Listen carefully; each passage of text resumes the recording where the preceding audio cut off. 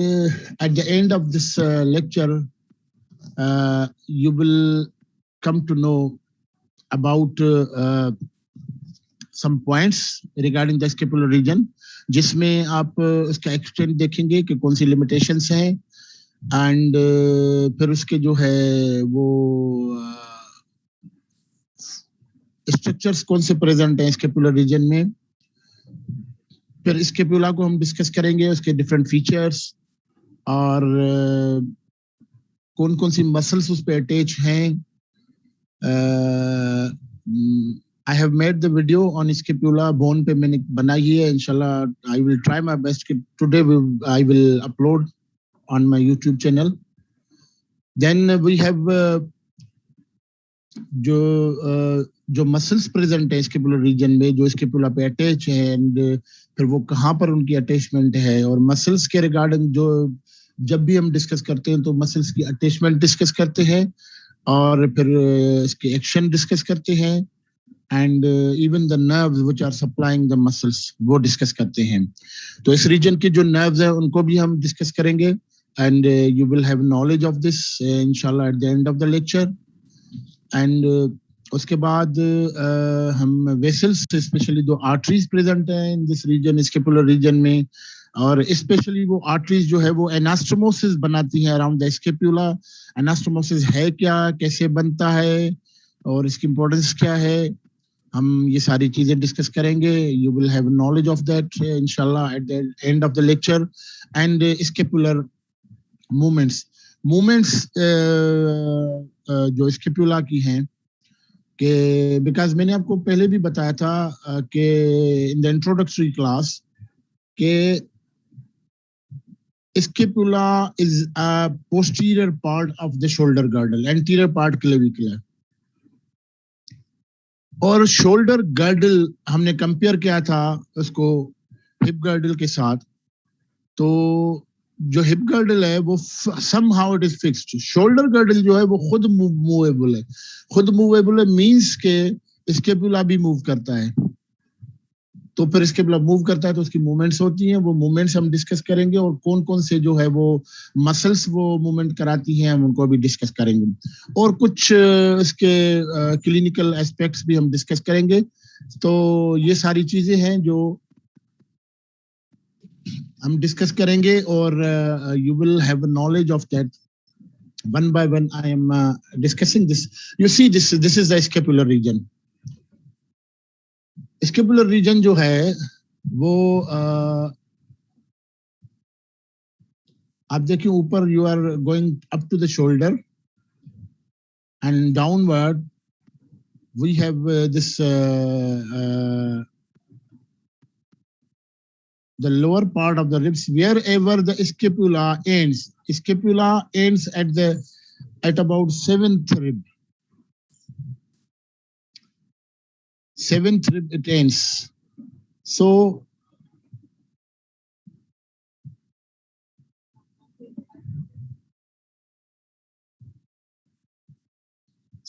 and medially its extension just near by the vertebral column. ये vertebral column तक पहुंचता है medially और laterally जो है इसकी extension axilla तक है. You can see here.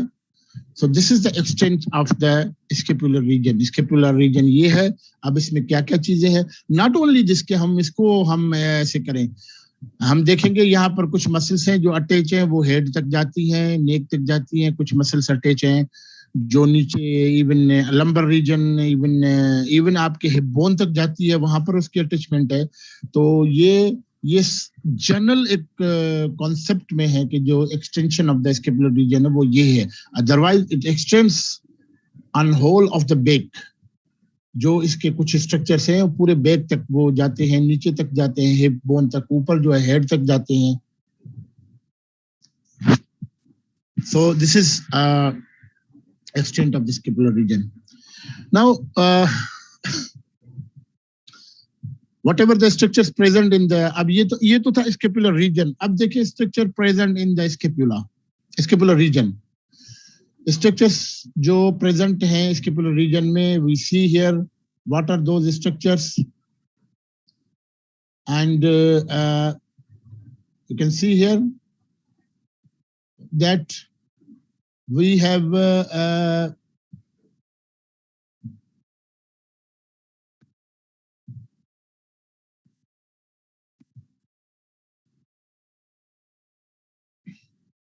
scapula bone. Bone is present here. We have muscles which are attached here, nerves which are supplying these muscles, arteries, especially I told you that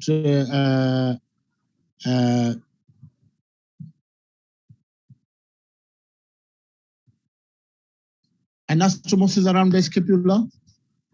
scapula के around जो anastomosis बनता है वो कैसे बनता है, क्यों बनता है, इंपॉर्टेंस क्या है उसकी, we will see this and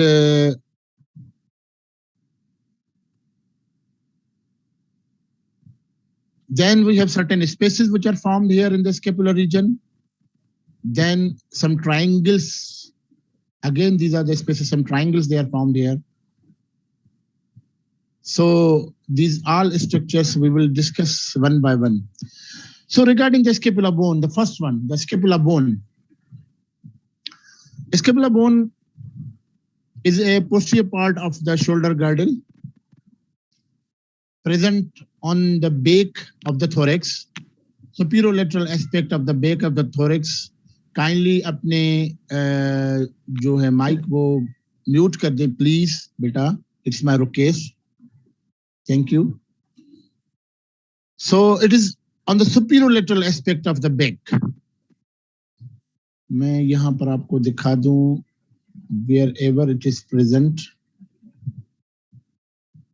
You see here, this is the posterior aspect of the thorax. It is present on the superolateral aspect. It extends from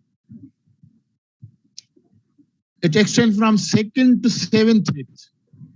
अगर आप पोस्टीरियर एस्पेक्ट देखें तो ये सेकंड रिब से start होती है ऊपर से और नीचे सेवेंथ रिब तक, ये you can see here seventh rib और seventh intercostal spaces up to this it extends here. It is a triangular bone. It is a triangular bone. It has triangular means that it has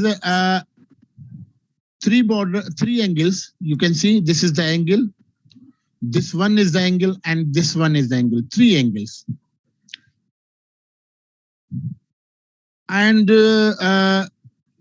whenever we talk about the bone, जब भी हम किसी bone की बात करते हैं जो bilaterally present है, मीन के दोनों तरफ प्रेजेंट है, आपके राइट पे भी है, आपके लेफ्ट पे भी है, तो एक चीज बड़ी इंपॉर्टेंट होती है कि साइड डिटर्मिनेशन, हमें डिटरमिन करना होता है कि जो बोन हम उठा रहे हैं वो किस साइड की है, राइट की है या लेफ्ट की है, तो उसके फीचर्स से हमें पता चलता है. How you see here that it is a triangular bone. This one is angle, this one is angle, and this one is angle. It is lying as inverted triangle over the thorax. ये देखिए, inverted triangle means कि इसका apex नीचे और base ऊपर. Base means कि अगर ये triangle है, अगर इसके 3 angles हैं, तो it means कि it has 3 borders as well. ठीक है, आपको देखें कि ये बॉर्डर है, ये बॉर्डर है और ये बॉर्डर है, ये 3 बॉर्डर है. तो अब हम इसको किस तरह रखें? इन्वर्टेड ट्रायंगल है, मींस कि इसका एक एंगल नीचे होगा. अब कौन सा बॉर्डर ऊपर होगा आप देखें, लेंथ वाइज आप इसकी लेंथ देखें, आप इसकी लेंथ भी देखें और इसकी लेंथ भी देखें. सबसे शॉर्ट बॉर्डर ये है, सबसे शॉर्ट बॉर्डर ये है, सबसे शार्प बॉर्डर भी ये, शार्प भी ये है, SHARP, शार्प, और शॉर्ट छोटा, सबसे छोटा ये है. ठीक है, it should be on the superior aspect, ये सुपीरियरली होना चाहिए. तो इसके अपोजिट जो भी एंगल है it should be inferior. So this is inferior angle, this one is inferior angle. Then we have 2 angles, you can see this is angle and this is angle. Both are superior angle, but we have to differentiate. We cannot say that both are superior. हम दोनों को superior नाम नहीं दे सकते. तो हमें फिर क्या करना? ये सुपीरियर एंगल है, ये भी सुपीरियर एंगल है, बट ये जो सुपीरियर एंगल है, ये वाली जिसपे ये ब्लू एरो ये बना हुआ है, तो हमने जब इसको इंफीरियर एंगल कहा, तो इसको तो हम सुपीरियर एंगल नाम देंगे, जो एंगल है, दोनों angles just like angles. But ये जो है ना, ये एंगल पूरी एंगुलेशन पे नहीं है। इस पे क्या है कि आप देखें कि इस पे क्या है कि it forms wider fossa here. I may show you. This one. ये देखिए, this is forming wider fossa. ये उस एंगुलेशन पे नहीं है जिस तरह आपको ये एंगल नजर आ रही है या ये एंगल नजर आ रही है, ये नहीं है, ये wider fossa बना रही है। एंड ये wider fossa, क्योंकि ये wider fossa, it is called as the glenoid fossa, क्योंकि ये हेड ऑफ ह्यूमरस के साथ मिलता है to form the shoulder joint, तो इट हैज टू फेस, उसको फेस करना है लेटरली। ये देखिए, ये फोसा वाइडर है, ये हेड ऑफ ह्यूमरस के साथ मिलेगा to form the shoulder joint, तो इसको फेस करना है लेटरली, क्योंकि आपका जो ह्यूमरस है वो लेटरली प्रेजेंट है, तो इसीलिए इसको कहते हैं lateral angle. This is lateral angle. तो हमारे पास कितनी एंगल हो गई? 3। एक ये inferior angle which is lying on the 7th rib or 7th intercostal space, एक ये superior angle और एक ये lateral angle। 3 angles we have, so that we have 3 borders as well। 3 borders हमारे पास। The border which lies between superior angle and lateral angle, you can see here, this is the sharpest of all। सबसे ज्यादा sharp, बिल्कुल thin, सबसे ज्यादा thin, सबसे ज्यादा short, छोटा। This is the superior border। It lies between the superior angle and lateral angle। Between the superior angle and the inferior angle, we have another border, which is the longest of all। सबसे ज्यादा long वो है। This border, because it is close to the vertebral column, means it is close to the midline, it is called as the medial border। या इसका adjectival form आप use करें कि it is close to the vertebral column, तो it is called as the vertebral border। ठीक है, medial border or vertebral border। peculiarity क्या? It is longest of all, सबसे ज्यादा लंबा ये है। तीसरा border which lies between the inferior angle and the lateral angle, lateral angle और inferior angle के बीच में, इसकी peculiarity क्या है? It is thickest of all, सबसे ज्यादा thick और round border ये है, lateral border। अब ये border, because it is facing laterally, क्योंकि लेटरल एंगल है ना हमारे पास यहाँ पर, ये लेटरली, तो इसी के लाइन में है, इट इज फेसिंग लेटरली, तो हम इसको कहते हैं लेटरल बॉर्डर। या इट इज क्लोज, अब लेटरली आपके पास एक्सिला आ जाता है, space lying between the upper part of the thorax and upper part of the arm, तो इस बॉर्डर को हम कहते हैं एक्सिलरी बॉर्डर। जैसे मीडियल को हमने वर्टिब्रल कहा, this is facing to the axilla, it is called as the axillary border. तो हमारे पास 3 बॉर्डर्स हो गए, लेटरल एंगल और सुपीरियर एंगल के बीच में ये सुपीरियर बॉर्डर, सबसे शॉर्ट, सबसे शार्प, सबसे थिन। सुपीरियर एंगल और इंफीरियर एंगल के बीच में ये मीडियल बॉर्डर, सबसे लॉन्ग बॉर्डर ये है। इंफीरियर एंगल और लेटरल एंगल के बीच में ये बॉर्डर जो है, this is called as the lateral border, सबसे थिक बॉर्डर ये है। ठीक है, सुपीरियर बॉर्डर सबसे शॉर्ट है, सबसे शार्प भी है, मीडियल बॉर्डर सबसे लॉन्ग है और लेटरल बॉर्डर सबसे थिक है। 3 borders, 3 angles. Then we have 2 surfaces, एक तो ये आपको जो नजर आ रहा है, और यहां पर हम देखें ये सरफेस, ये सरफेस है। अब इनमें दोनों में डिफरेंस क्या है? आप देखिए, ये सरफेस आपको पूरे का पूरा स्मूथ नजर आ रहा है, प्लेन नजर आ रहा है, थोड़ी सी डिप्रेशन है मगर प्लेन सरफेस है। मगर ये जो सरफेस है, इसमें देखिए आप, एक चीज इंटरप्ट कर रही है, एक चीज इंटरप्ट कर रही है, ये वाला, ये है एक प्रोसेस है which is called as a spine of the scapula, एक प्रोजेक्शन, एक process of scapula, it is called as a spine of scapula। ये स्पाइन ऑफ स्केपुला क्या करती है कि इस सरफेस को 2 हिस्सों में डिवाइड करती है। एक इसके ऊपर, एक इसके नीचे, ठीक है। तो अब आप देखें कि एक आपको ये सरफेस नजर आ, मैं अभी और ज्यादा इस पे आपको देखें, ये इस फिगर में आपको सारी चीजें नजर आएंगी। आपको ये लेटरल बॉर्डर भी यहाँ पर नजर आ रहा है, लेटरल एंगल और लेटरल बॉर्डर। ये सरफेस देखें, प्लेन सरफेस, ये सरफेस देखें, यहाँ पर ये जो प्रोजेक्शन है ये इंटरप्ट कर रहा है, this is spine of scapula. तो जो ये प्लेन सरफेस है, because it is facing to, it is close to the ribs, और रिब्स मींस के अब ये फेस अगर ये surface close to the ribs है तो आप देखें, अब यहां पर आप देखें जो क्लोज टू द रिब्स है वो सरफेस, तो वो, और ये सरफेस जिस पे ये उभार बना हुआ है, ये प्रोजेक्शन बने हुए स्पाइन ऑफ द स्कैपुला, तो ये तो पोस्टीरियरली नजर आ रहा है आपको, हम पोस्टीरियर से देख रहे हैं, आपको पोस्टीरियरली नजर आ रहा है। तो जो दूसरा सरफेस है which is close to the ribs, obviously वो एंटीरियर है, उसको कहेंगे हम एंटीरियर सरफेस, क्योंकि it is close to the ribs. तो इसको हम, और रिब्स को एनाटॉमिकल टर्म्स में हम कहते हैं कॉस्टम, इसीलिए whatever the structure related to the ribs is called as costal. So this anterior surface is also called as costal surface. Okay? तो एक हमारे पास हो गया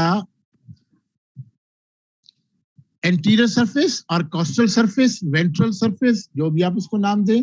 दूसरा सरफेस हो गया पोस्टीरियर सरफेस, इसको हम डॉर्सल सरफेस भी कहते हैं, ये पोस्टीरियर सरफेस, ये पोस्टीरियर सरफेस, और ये हम आइडेंटिफाई कैसे करें कि जहां पर स्पाइन ये प्रेजेंट है वो पोस्टीरियर सरफेस है, जो प्लेन है वो एंटीरियर सरफेस है, कोस्टल सरफेस। दो सरफेसेस हो गए।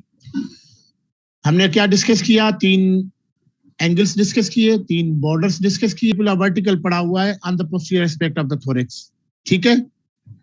मगर क्योंकि हमारी टर्मिनोलॉजी जो रिसर्च एनिमल्स पे हुई है ज्यादातर, तो उसी से ली गई है, तो एनिमल्स तो 4 टांगों पे 4 लेग्स, तो वो ऐसे खड़े होते कि स्कैपुला जो है वो अब लाइंग डाउन, स्कैपुला अब वर्टिकल पोजीशन में नहीं है।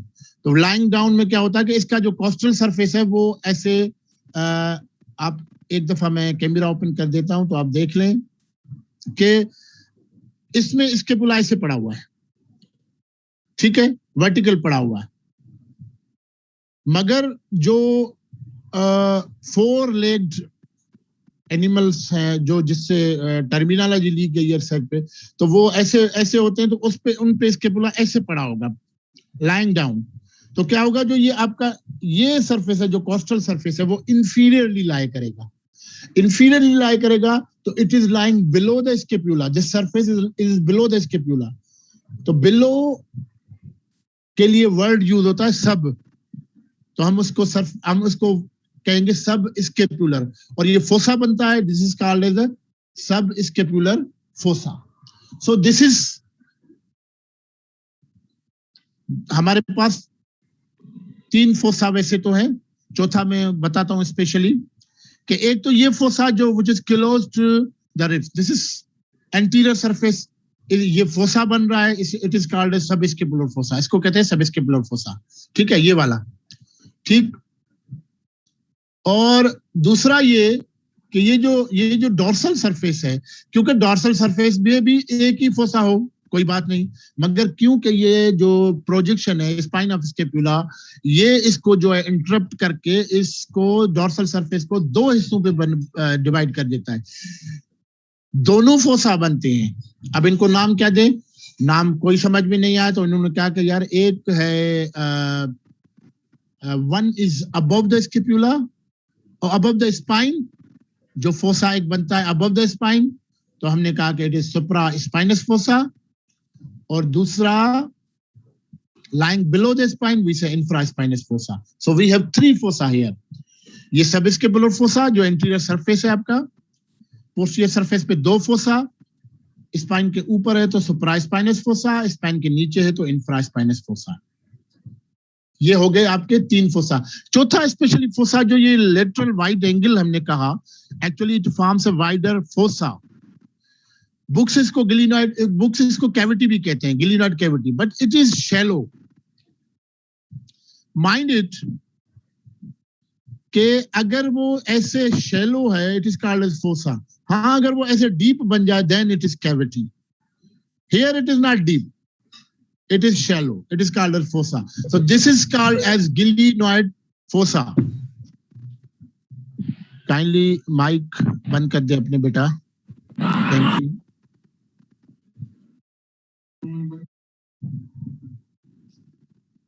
This is called as glenoid fossa. Especially ये चौथा फोसा आपका बन रहा है. ठीक है. तो वैसे तो हमारे पास 3 फोसा है. सबस्केपुलर फोसा एंटीरियर सरफेस पे और पोस्टीरियर सरफेस पे 2 fossa because of the presence of the spine. एक इसके ऊपर सुप्रास्पाइनस, एक इसके नीचे इंफ्रास्पाइनस. ये 3 फोसा. चौथा स्पेशली ये फोसा है जो वाइडर कैविटी बन रही है, ग्लिनोइड फोसा. ठीक है. तो 3 फोसा हमारे पास बन गए. अब हमने क्या डिस्कस किया? 3 angles, 3 borders, 2 surfaces and 3 fossa. Then we have 3 processes. 3 process है इसके. एक प्रोसेस हमने डिस्कस किया ये spine of the scapula. Then spine of the scapula extends laterally to form another process. अब इस प्रोसेस को नाम देना है. क्या नाम दे? ये प्रोसेस क्योंकि it is forming summit of the shoulder. Summit of the shoulder. कहीं भी आपको वर्ड किसी वर्ड में कहीं भी आपको आ जाए ओमोज, ओमियन, इस तरह से, तो it means shoulder, pertaining to the shoulder.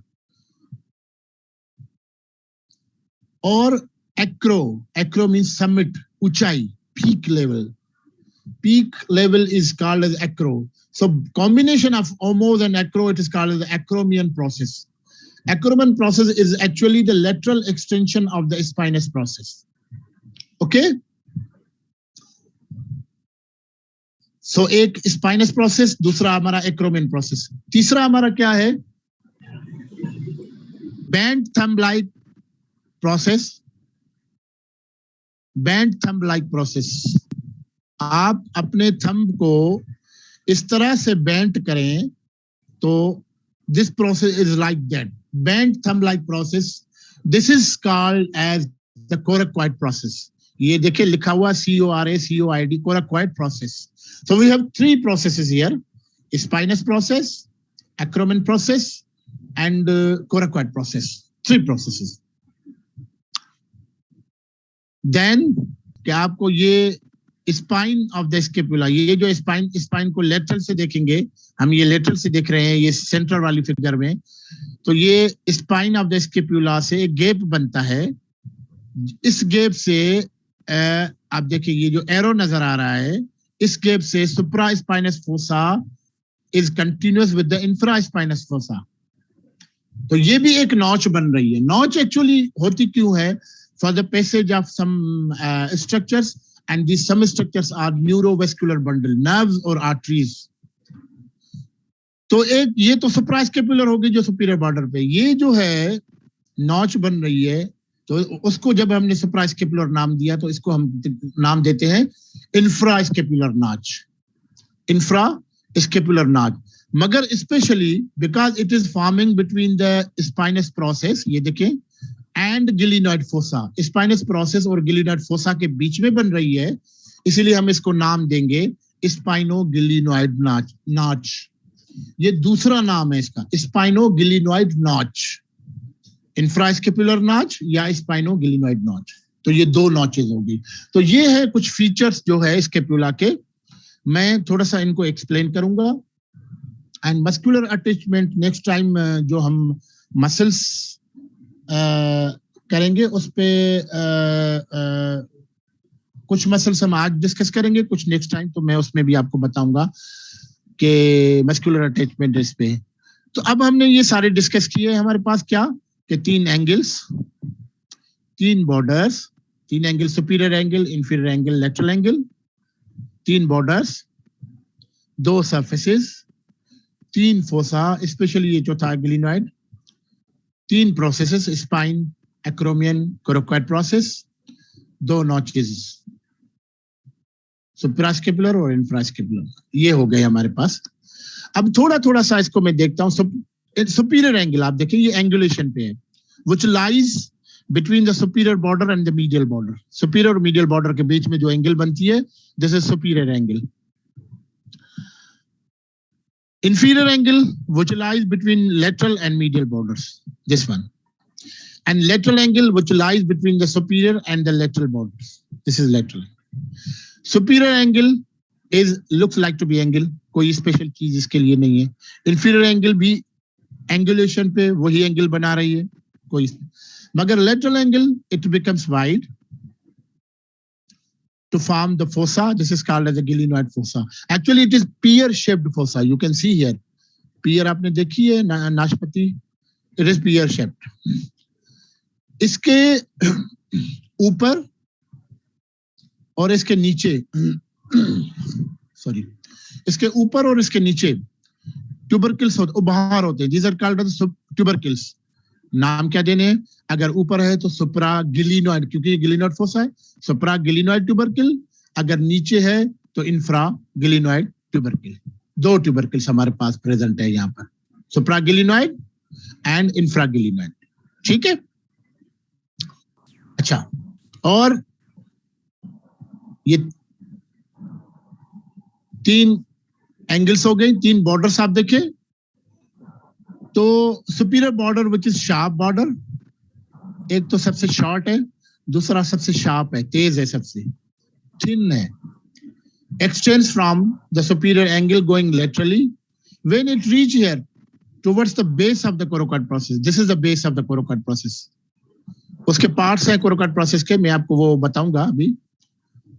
This is the base. Base पे पहुंचता है तो it forms a depression here. This is called as a suprascapular notch, depression. And this suprascapular notch actually यहाँ पर इसके ऊपर between the coracoid process and superior border यहाँ पर एक लिगामेंट अटैच हो जाता है, और ऑब्वियसली क्योंकि यहाँ पर अटैच है तो इसको सुप्रास्केपुलर लिगामेंट हम कहेंगे. और ये नॉच फिर कन्वर्ट हो जाएगी, क्योंकि अगर आपने कोई चीज यहाँ पर अटैच की तो ये नॉच कन्वर्ट हो जाएगी फोरामिन में. So we have a suprascapular foramen here. ठीक है. अच्छा बेटा, इतनी बार मैंने रिक्वेस्ट किया, काइंडली अपने माइक ऑफ कर दें.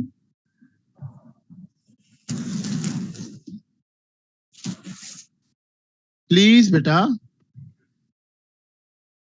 Okay, so this is suprascapular notch. By the presence of suprascapular ligament, it is converted into suprascapular foramen. Okay, chale. Now medial border, you can see here from the superior angle up towards the inferior angle. Superior angle, inferior angle की तरफ आएंगे तो this border is called, which is longest of all. सबसे ज्यादा long जो है length wise वो medial border है. Medial border के is divided into three parts. One part is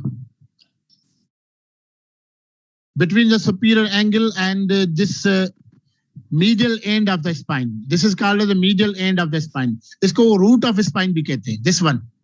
So between superior angle and the root of the spine, this is the part of the superior border. Then at the root of the spine, this is another part, second part of the medial border. And between the root of the spine and inferior angle, this is a third part of the medial border. Three parts. Superior angle और root of spine के बीच में एक part. Spine, root of spine पे जो part है, दूसरा part, तीसरा part is root of spine और inferior angle के बीच में तीन parts हैं. ये है dorsum पे, ये dorsal aspect, posterior aspect पे. मगर अगर आप anterior aspect पे देखेंगे तो this is smooth and plain medial border. इसलिए बता रहा हूं कि मुख्तलिफ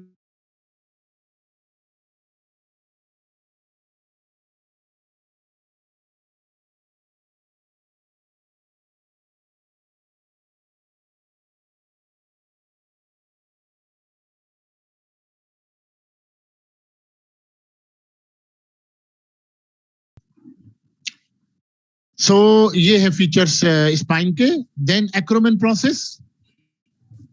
एक्रोमेन प्रोसेस जब हम डिस्कस करेंगे तो you just see acromion process is flat compressed process it has two surfaces, this is superior surface, आपको ऊपर से नजर आ रहा है, और यहाँ पर आप इस तस्वीर में देखें दिस इज इंफीरियर सरफेस। दो सरफेसेस इसके, दो बॉर्डर्स हैं इसके, ये जो है ये मीडियल बॉर्डर है, ये जो है ये लेटरल बॉर्डर है, दो बॉर्डर्स। इसकी अपेक्स है, अपेक्स पे इसके फोसा होता है, एक फेसेट होता है, this facet is for the attachment of lateral end of the clavicle to form the acromioclavicular joint. ये अपेक्स पे एक फेसेट होता है जो लेटरल एंड ऑफ क्लेविकल के साथ मिलता है to form the acromioclavicular joint, ठीक है। इसका मीडियल बॉर्डर जो है, एक्रोमेन प्रोसेस का जो मीडियल बॉर्डर है, it is continuous with the superior margin और superior lip of the posterior border of the spine. मैंने इसीलिए आपको मार्जिन बता दिया ताकि आपको अब समझ में आ जाए। Medial border of the acromion process is continuous with the superior lip of the posterior border of the spine. Lateral border of the acromion process is continuous with the inferior lip of the posterior border of the spine. Medial border of the acromion is continuous with the superior lip of the posterior border of the spine, or lateral border of the acromion process is continuous with the inferior lip of the posterior border of the spine. ठीक है, इस तरह से ये आपको थोड़े से जहन नशीन करनी चाहिए। दो सरफेसेस सुपीरियर और ये इंफीरियर, और एक ये एपेक्स है जहां पर जो है आपका lateral end of the clavicle इसके साथ मिलके जो है एक्रोमियोक्लेविकुलर जॉइंट बना रहा है। तीसरा प्रोसेस जो हमारे पास है, it is thumb bend thumb like process, this is the coracoid process. और कोरोकट प्रोसेस को देखेंगे तो इसमें भी आपको ये मिलेगा कि ये जस्ट लाइक फ्लैट, एक सुपीरियर सरफेस, एक इसका ये इंफीरियर सरफेस, ये ऊपर से आप देखेंगे ये सुपीरियर सरफेस, ये इंफीरियर सरफेस, इसकी भी एक अपेक्स है, ये बहुत इंपॉर्टेंट है। इस पे आर्म की दो मसल्स अटैच हैं, और इसके दो बॉर्डर्स हैं, ये पोस्टीरियर लेटरल बॉर्डर, ये वाला, ये पोस्टीरियर लेटरल बॉर्डर जो लेटरल से हम देख रहे हैं, और ये एंटीरियर से देख रहे हैं, ये एंटीरियर मीडियल बॉर्डर, ठीक है। दो बॉर्डर्स एंटीरो मीडियल और पोस्टीरियर लेटरल, दो सरफेसेस सुपीरियर, ये सुपीरियर और ये इन्फीरियर यहाँ पर आप देखें, और ये सुपीरियर, और एपेक्स है, ये इसका एपेक्स है, ठीक है। So these are the features of the scapula जो थोड़ा सा मैंने आपको बताया। अब आप साइड डिटरमिन करेंगे तो साइड डिटरमिन किस तरह से करेंगे कि आपको बॉर्डर्स का पता, सबसे शार्प बॉर्डर ऊपर होगा, सबसे थिक बॉर्डर लेटरली होगा। This lateral angle which is lateral, it is facing laterally. अब जब भी आपको कोई बोन, ऐसी बोन जो बायलेटरली प्रेजेंट है, दोनों तरफ प्रेजेंट है, तो उसको हम साइड डिटरमिन करते हैं कि whether it is belonging to the right और लेफ्ट। तो आप क्या करेंगे कि आपको उसको तीन डिफरेंस देखेंगे, सुपीरियर इंफीरियर। आप क्या करेंगे, आप उसके तीन डिफरेंस देखेंगे, superior inferior, lateral medial, anterior posterior, ठीक है। तो इसमें आप देखें कि जो आपका सुपीरियर इंफीरियर डिफरेंस है वो ये है कि जो सबसे शार्प बॉर्डर है इट इज सुपीरियरली, एक तो। दूसरा, ये जो सारे प्रोसेसेस हैं, all the processes of the scapula they are superior. तो हम इनको ऊपर रखेंगे, और चले मैं आपको दिखाता हूं। ये देखिए स्केपुला, मैं आपको दिखाता हूं और आप देख लें, ये आपको और क्लियरिफाई कर देगा कि all the processes they are superior. तो मैंने इसको सुपीरियर रखा। आप देखें, मैंने ये स्केपुला उठाया, थोड़ा सा आप ध्यान से देखें, मैंने स्केपुला उठाया, मैंने रखा इस तरफ रखा, मैंने कहा ये लेफ्ट साइड का। अब मुझे पता करना है कि आया वाकई ये लेफ्ट का है या राइट का है। तो क्या करना है, आप देखें कि इसके सारे प्रोसेस मैंने इस तरह रखा, मुझे पता चला कि नहीं, इसके सारे प्रोसेस जो है वो ऊपर होने चाहिए, तो मैंने ये नीचे किए उसे, मैंने इसको ऊपर रखा, सारे प्रोसेस ऊपर हो गए, ठीक है। तो सुपीरियर इंफीरियर सही हो गया। एंटीरियर पोस्टीरियर में क्या आपने देखा, मैंने आपको कहा दो सरफेसेस हमारे पास, एंटीरियर पोस्टीरियर। तो जहां पर स्पाइन प्रेजेंट है वो पोस्टीरियर सरफेस है, मैंने इसको एंटीरियर रखा, मैं इसको पोस्टीरियर रखता हूं। अब दो चीजें सही होगी, सुपीरियर इंफीरियर भी सही होगी, एंटीरियर पोस्टीरियर भी सही होगी। और मीडियल लेटरल अभी मेरे लेफ्ट साइड में है, अभी मैं कहता हूं कि लेफ्ट की है। मीडियल लेटरल में क्या, ये जो एंगल है जो वाइडर फोसा, गिलिनट फोसा बना रहा है, it should be facing laterally. यहां पर लेफ्ट साइड में ये मीडियली फेस कर रहे हैं, मैं इसको लेटरल रखता हूं। मैं इसको लेटरल रखता हूं तो क्या हो गया कि ये जो आपका स्पाइन है वो आगे आ गया, स्पाइन को पीछे होना चाहिए, spine is now should be posterior. मैंने ऐसे किया, लेटरल एंगल को लेटरल किया, ठीक है, ये सुपीरियर भी सही है, सुपीरियर इंफीरियर भी सही है, मीडियल लेटरल, मगर ये स्पाइन जो है वो आगे की तरफ आ गया। अगर मैं स्पाइन को पीछे करता हूं तो ये जो लेटरल एंगल है वो मीडियल की तरफ आ जाती है। मैं इसको ऐसे करता हूं तो एंगल भी लेटरली हो गई, स्पाइन भी पीछे हो गया, मगर क्या हो गया, प्रोसेस सारे जो ऊपर होने चाहिए वो नीचे है। इसका मतलब है कि किसी पोजीशन में भी मैं रखूं तो this bone doesn't belong to the left side. अब मैं लेके आता हूं राइट साइड पे, तो आप देखिए राइट साइड पे क्या है कि इसके जो सारे प्रोसेस ऊपर है, सुपीरियर इंफीरियर सही हो गया, इसकी एंगल जो है वो लेटरली फेस कर रही है, ये भी सही हो गया लेटरल मीडियल, और इसका जो स्पाइन है वो पोस्टीरियरली फेस कर रहा है। तो this is the bone of the right side. तो इस तरह से इसकी जो है साइड डिटर्मिनेशन इन तीन चीजों में से हम करेंगे। सो this is little bit about the scapula. Now you can see here, ये सारे ऊपर से आप देखें, ये सुप्रास्कैपुलर नाच दिखाई गई है, सुप्रास्कैपुलर फोसा दिखाया गया है, ये इंफ्रास्कैपुलर नाच है, ये दो नॉचेस को इन्होंने दिखाया है, या तो स्पाइनोगिलिनॉइड नाच इसको बोले, जो भी बोले आप, ये क्रोमेन प्रोसेस, ये कोरोकॉइड प्रोसेस, ये गिलिनॉइड फोसा, ठीक है। अच्छा, अब जो मसल्स इसमें प्रेजेंट है स्कैपुलर रीजन में, स्कैपुला पे about 17 muscles they are attached on the scapula. तो हम थोड़ा सा ये परेशान हो जाते हैं कि 17 मसल्स याद कैसे करें। तो उसका बड़ा अच्छा तरीकेकार है कि आप इस तरह से डिवाइड करें कि कुछ मसल्स वो हैं जो स्कैपुला को एक्सियल स्केलेटन के साथ अटैच करती हैं। जी बेटा, हेरा प्लीज। सर ये नोच में और जो हमारे पास फोसास होते हैं उनमें डिफरेंस क्या है? नोच एक डिप्रेशन है, फोसा शैलो फोसा होते हैं। नोच एक्चुअली नोच जो है वो ओपन एक डिप्रेशन है, डीप है, डीप डिप्रेशन मगर ओपन है, और फोसा भी ओपन है मगर शैलो है। मैं अब आप देखिए वीडियो, मैंने वीडियो ओपन कर दिया, अब आप देखिए मैं किस तरह से आपको बता रहा हूं। आप देखिए इस तरह से मैं बना रहा हूं, ये ओपन है मगर शैलो है, दिस इज फोसा। अगर मैं इस तरह से करूं, है ओपन मगर डीप बन गया, दिस इज नॉच। और इसके ऊपर अगर कोई ऐसी चीज मैं इस तरह से रखूं तो अब ये नॉच जो है वो कन्वर्ट हो गई फोरामेन में। तो डिफरेंशिएट करें, shallow, plain, this is fossa, ठीक है। ओपन, ओपन थोड़ा सा डीप हो गई, दिस इज नॉच, ठीक है।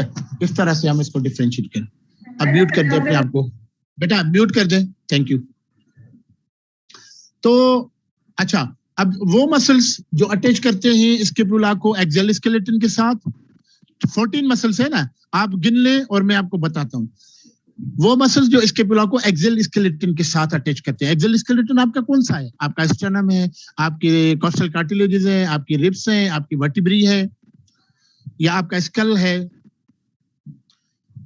तो muscles attaching scapula with the axial skeleton 7 निकल गई 7, तो बाकी बच गई आपकी 10 मसल्स। टोटल 17 मसल्स हैं। Kindly please please please mute कर दें बेटा। 17 मसल्स टोटल है, ठीक है। तो 7 मसल्स वो हैं जो स्कैपुला को अटैच करती हैं एक्सियल स्केलेटन के साथ। बाकी बची 10 मसल्स। 7 मसल्स वो हैं जो स्कैपुला को अटैच करती हैं ह्यूमरस के साथ। तो 14 मसल्स तो हो गई, तो बाकी बची 3 मसल्स, ठीक है। 3 में से क्या है, 2 मसल्स वो हैं जो स्कैपुला को अटैच करती हैं फोरआर्म बोन के साथ, रेडियस और अल्ना के साथ। तो आपकी 16 मसल्स हो गई। एक मसल्स जो है वो नेक में जाती है, हाईएड bone.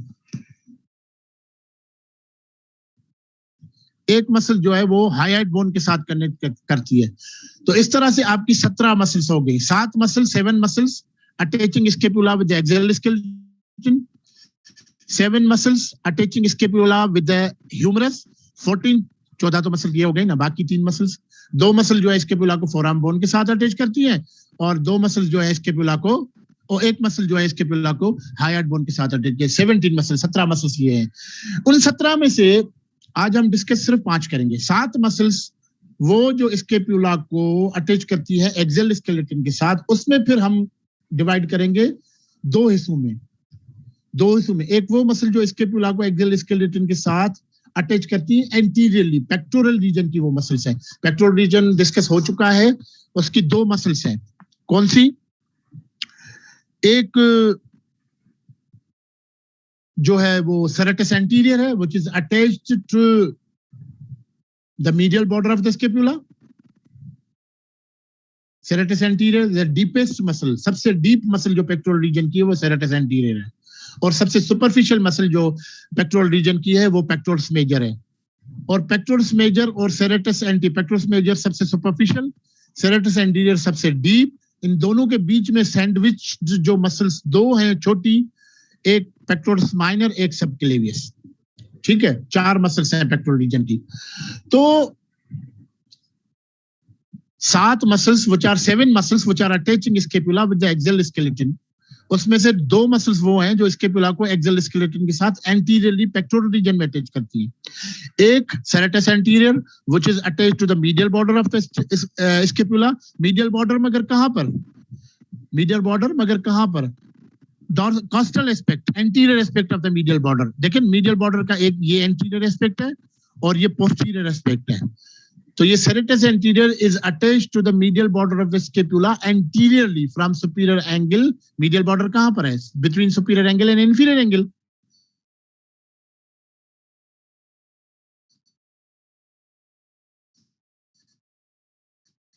So serratus anterior is attached to posterior पे दूसरी मसल्स अटैच है, वो अभी डिस्कस करते हैं। वो अटैच करती हैं एक्सियल स्केलेटन के साथ एंटीरियरली, एक सेरेटस एंटीरियर। दूसरी मसल है आपकी पेक्टोरस माइनर, जो इंसर्ट, जिसकी इंसर्शन है कोरोकॉइड प्रोसेस पे, superior surface of the coracoid process, pectoralis minor. ठीक है, ये 2 मसल ये कल डिस्कस हो चुकी हैं। बाकी है 5 muscles which are attaching scapula with the axial skeleton now posteriorly. तो स्कैपुलर रीजन की अहम मसल्स हैं ये 5 attaching scapula with the axial skeleton posteriorly. ठीक है, you can see we have. अब हम इसको डिस्कस करेंगे 1 बाय 1। एक ये मसल है, अब इसको नाम देना है। ये muscle because it is bilaterally present, दोनों तरफ ये मसल्स प्रेजेंट है ना। जब बोन ही दोनों तरफ है तो मसल्स भी दोनों तरफ प्रेजेंट होंगी। तो जस्ट लुक एट दिस। तो ये दोनों तरफ की जो मसल्स हैं, इनके जो टेंडिनस फाइबर्स हैं, मैंने आपको कल भी बताया था कि tendon is a fibrous band which attaches scapula, और sorry, which attaches muscle with the bone.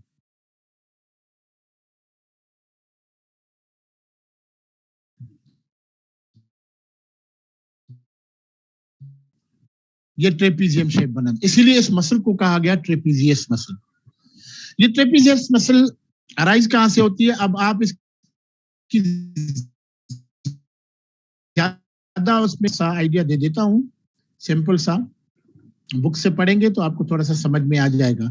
ठीक है, वेयर इट इज अटैच्ड, इसकी ओरिजिन कहां से है? इट ओरिजिनेट्स फ्रॉम, अब ये ऊपर से लेके नीचे तक, ऊपर से लेके नीचे तक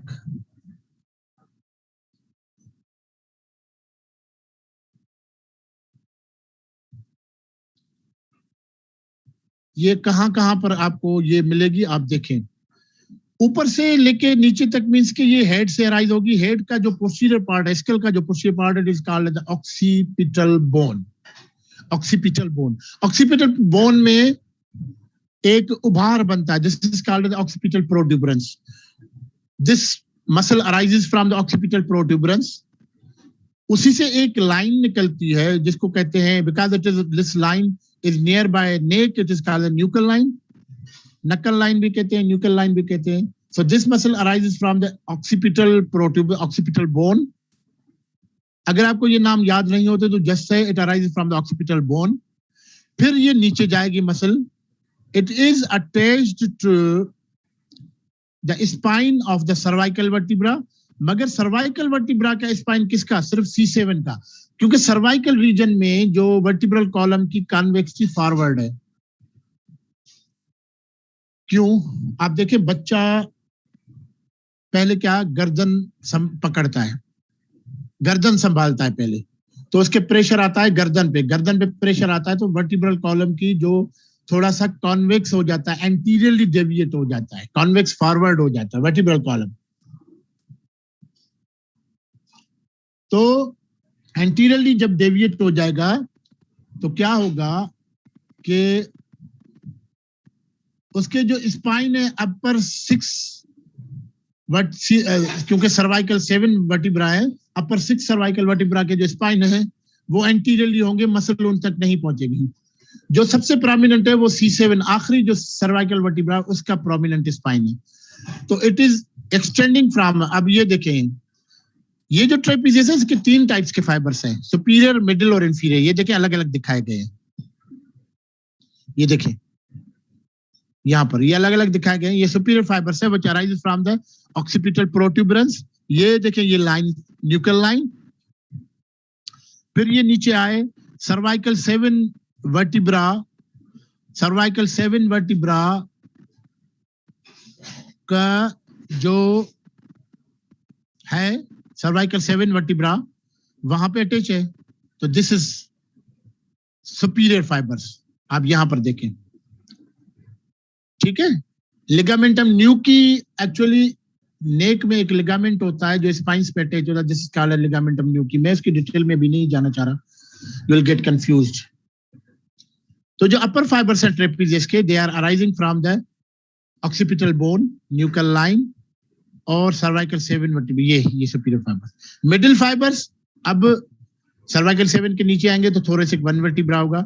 middle fibers they are arising from the upper 3 thoracic vertebrae, upper 3 है, किसी ने कहा अपर 6 है, बहरहाल। एंड सुप्रास्पाइनस लिगामेंट, अब इसको याद नहीं रखें, 3 thoracic spines, अपर thoracic spines, बस ये याद रखें। अपर thoracic spines, middle fibers, they are arising. Lower fibers, they are arising from the lower thoracic spine, T12 तक, ठीक है। Superior fibers, upper fibers from the occipital bone, from the C7 spine. Simple, सिर्फ idea बने। Middle fibers from the upper thoracic spine और lower fibers from the lower thoracic spine up to T12. ये तीनों fibres जो हैं, they are converging towards laterally and they are inserted over where? कहां पर? मैं आपको बताता हूं, यहां पर आप देखें, they are inserted over, ये देखिए ये क्लेविकल जो है, यहां पर क्लेविकल एंटीरियरली प्रेजेंट है। Clavicle is attached to the, मैंने आपको बताया एक्रोमिन प्रोसेस पे एपेक्स पे एक फेसेट है जहां पर क्लेविकल का लेटरल एंड आके मिलता है, एक्रोमिन क्लेविकुलर जॉइंट बनता है।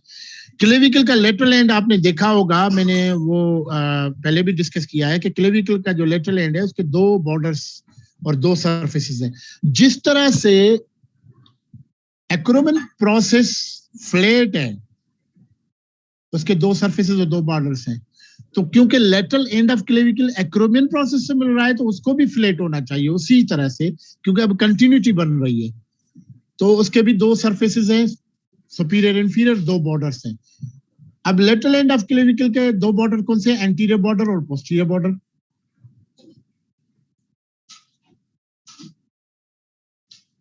अब यहां पर मैं आपको दिखाऊं कि लेटरल एंड ऑफ क्लेविकल यहां पर आके मिलता है, ठीक है, यहां पर आके मिलता है।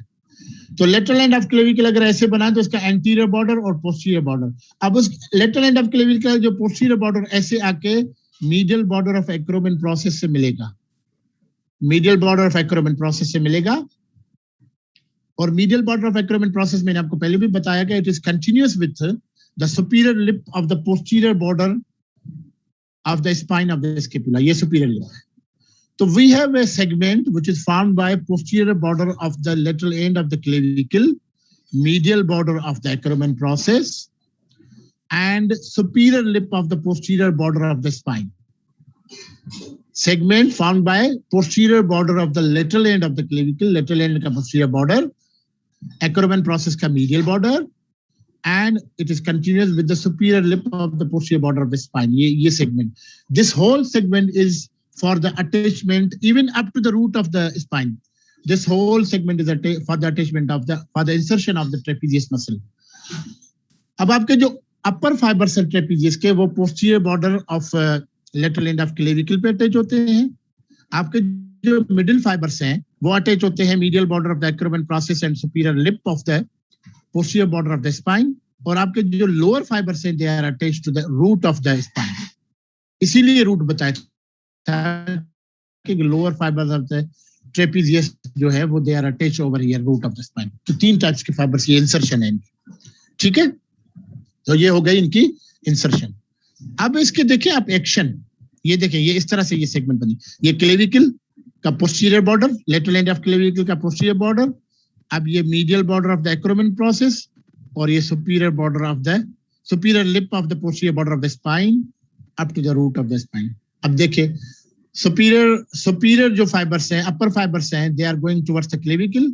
Middle fibers they are going towards the acromion and the superior lip of the posterior border of the spine, और lower fibers they are going to the root of the spine. ये देखिए root of the spine पे, ठीक है.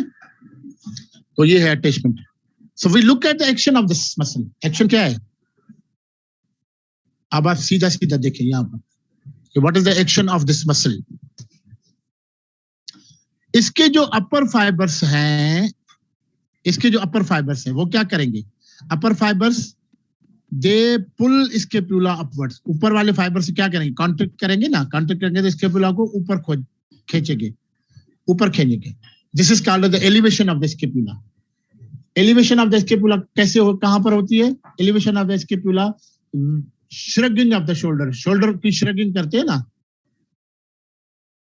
जो तकब्बुर से कभी हम बोलते हैं ऐसे ऊपर शोल्डर को ऊपर करते हैं. This shrugging of the shoulder is caused by superior fibers of the trapezius. Elevation of the scapula. Middle fibers क्या करते हैं? आप देखिए सीधे सीधे horizontally scapula की तरफ आ रहे हैं. तो ये क्या करेंगे? ये जब कॉन्ट्रैक्ट करेंगे तो स्केपुला को और मीडियल की तरफ, मिडलाइन की तरफ खींचेंगे. मिडलाइन की तरफ खींचेंगे तो इसका मतलब है कि स्केपुला पीछे की तरफ जाएगा और पीछे की तरफ जाएगा. This is called the retraction of the scapula. Retraction means going towards the posterior aspect. ये कैसे होता है? जब bracing back of the shoulder, दोनों शोल्डर हम पीछे करते हैं या एक शोल्डर पीछे करते हैं, तो it is actually the retraction of the scapula. This is called by the middle fibers of the trapezius. Inferior fibre of the trapezius जो रूट ऑफ स्पाइन पे अटैच है, ये क्या करेंगे? ये जब कॉन्ट्रैक्ट करेंगे तो ये जो रूट को नीचे लेके आएंगे, नीचे इस तरह से लेके आएंगे. नीचे लेके आएंगे मतलब ये कि आपका जो अपर मीडियल पार्ट है, मीडियल बॉर्डर का, वो नीचे आएगा. वो नीचे आएगा मतलब ये कि स्केपुला आपका जो है रोटेट हो जाएगा लेटरल की तरफ. Lateral rotation of the scapula वो कैसे होगी? अब मैं आपको वो बताता हूँ. पहले तो आप ये ज़हन नशीन कर रहे हैं कि upper fibers of the trapezius they cause elevation of the scapula, जो श्रगिंग ऑफ द शोल्डर हम करते हैं. Middle fibers of the scapula they cause retraction of the scapula, जो स्केपुला को पोस्टीरियर की तरफ और ज्यादा मिडलाइन की तरफ लेके आता है. Shrugging bracing back of the shoulders. और lower fibers of the scapula they are actually rotating the scapula laterally. Rotating the scapula laterally. ठीक है, वो कैसे, वो क्यों होता है रोटेटिंग स्केपुला लेटरली? मैंने आपको पहले भी बताया कि स्केपुला स्टैटिक नहीं है. Scapula has no direct articulation with axial skeleton. Bony articulation मैंने प्रीवियस लेक्चर में बताया था. स्केपुला अगर एक्सियल स्केलेटन के साथ कनेक्ट है तो बाय मींस ऑफ मसल्स. और जब हम मसल्स की बात करते हैं तो मूवमेंट जहन में आ जाती है. मींस के मूवमेंट, मींस स्केपुला खुद मोबाइल है, खुद ही मूव कर रहा है. तो जब भी जैसे हिप जॉइंट में हमने कंपैरिजन किया था, तो हिप जॉइंट पे मूवमेंट होती है, या तो फीमर मूव करे या तो हिप बोन मूव करे, कोई एक मूव करे. यहाँ पर क्या होता है? अगर ह्यूमरस मूव करता है तो उसके साथ स्केपुला भी मूव करेगा. ह्यूमरस अगर इस तरह मूव करे, कहा गया है कि with every 3 degrees of movement, at the shoulder with every 3 degrees. 2 degrees are performed by the humerus. 1 degree is performed by the rotation or movement of the scapula.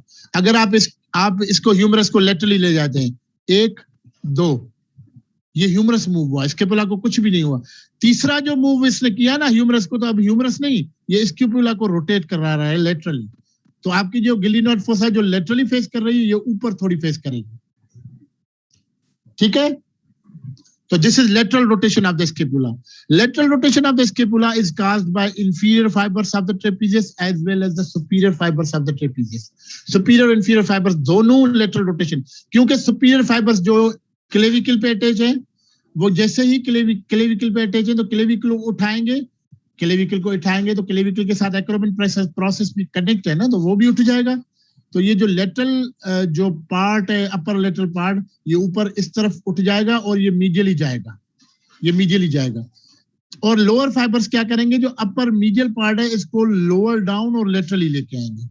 Upper fibres lateral part को ऊपर और medial ले जाएंगे, lower fibres medial upper part को नीचे और laterally लेके आएंगे. तो इसके पूरा इस तरह से घूमेंगे, इस तरह से. आगे एक फिगर है, मैं आपको दिखाता हूँ. So this is lateral rotation of the scapula. Lateral rotation कब होती है? When we perform the overhead abduction. जब हम overhead abduction करते हैं ना, आपने आर्म को ऊपर हेड के ऊपर लेके आ गए आर्म को. This is overhead abduction. This overhead abduction is caused by upper and lower fibers of the trapezius along with the serratus anterior. अगर आपको कल शायद बताया गया होगा, serratus anterior जिसका काम क्या है कि स्केपुला को फॉरवर्ड लेके आना, प्रोट्रैक्शन में. आगे वो आपको बताता हूं मूवमेंट्स ऑफ स्केपुला पे. मगर वो लेटरल रोटेशन ऑफ स्केपुला में भी serratus anterior मदद करती है. So lateral rotation of the scapula which actually is caused in the movement of overhead abduction. Overhead abduction में लेटरल रोटेशन ऑफ स्केपुला होती है. It is caused by upper and lower fibers of the trapezius and the serratus anterior. ठीक है. और middle fibres जो trapezius के हैं, वो जो है वो स्केपुला को मिड लाइन की तरफ पोस्टीरियरली लेके आएंगे, मींस के रिट्रैक्शन ऑफ स्केपुला कराएंगे.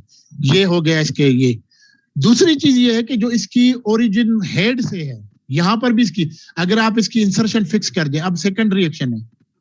प्राइमरी रिएक्शन मसल का होता है टुवर्ड्स इट्स ओरिजिन और टुवर्ड्स इट्स इंसर्शन में जो भी मूवमेंट होती है, this primary reaction.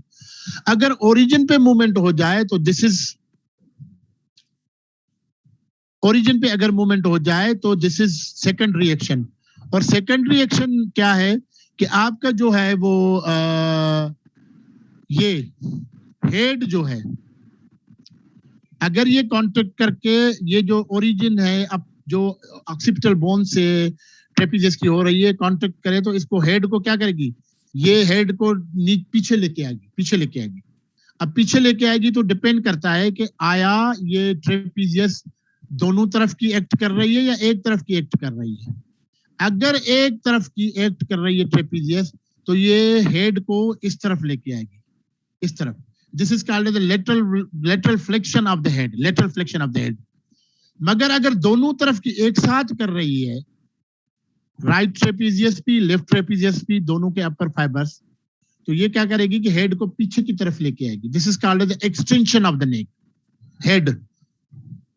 Lateral flexion of the lateral flexion of the head is caused by एक साइड के one-sided upper fibers of trapezius. Extension of the head is caused by upper fibers of both right and left trapezius. Lateral flexion is caused by one-sided trapezius.